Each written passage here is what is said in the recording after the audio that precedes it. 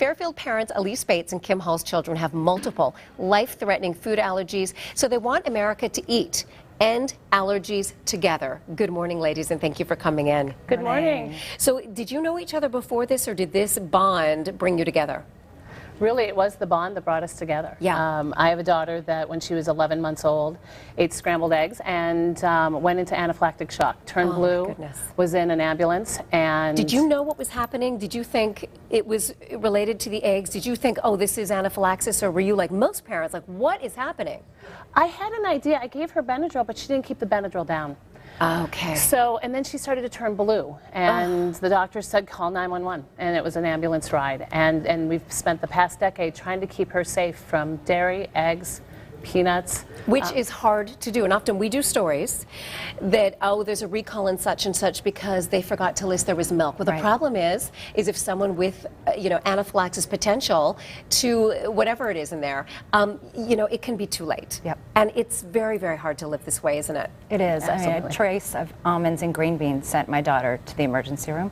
Had no idea. Goodness. So it was the cross-contamination that you don't know, and you need the EpiPen because Yes. your life can change in a second. Well, a lot of people say, why don't people carry the EpiPen? Well, half the time they don't know. Yeah. Right. And that's the problem. Yeah. Once you know that you need the EpiPen and you carry it, then you're pretty good at it. But it's such a dicey game, and it's common, right? What are the numbers now with children and allergies? It's 1 in I know, 12 startling. children diagnosed. It's 17 million Americans, and it's Wow. growing at a staggering rate. A lot of people say, well, back when we were in school, we don't remember everyone having all these allergies.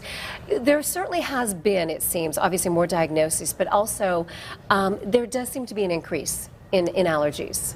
Well, and that's part of why when we met, we wanted to find not just a cure, but we want to get to the bottom of the answers. And in seeing that this is such a growing epidemic, we wanted to understand why, and part of our issue is that there's a huge funding gap, but we really need to understand also why this is happening. And it's just not easy to put your finger on why, and we need more research. We do. Where does research stand right now? What do we really need to know? Obviously, why is this happening, but where do we stand with research?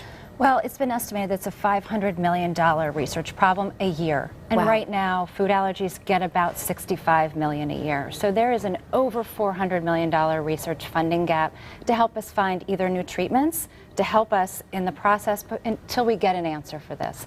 So we're looking at new treatments, we're looking at basic science to understand the fundamental problem of why this is growing at such a rate, and why and it's not just peanuts, it's multiple allergies. Could be almost and I don't anything. think people Yeah. realize that either. It's Right. growing in the number of allergies, Right. as well as the number of people. So your message to other parents watching who think, oh, I'm lucky my kids don't have allergies. First of all, they can happen at any time, believe me. What would your message be? We all need to be vigilant, right? Whether it's our children or it's a child around us, we all need to be on guard and know what these are about and know the signs and symptoms. What would you like to share with those parents?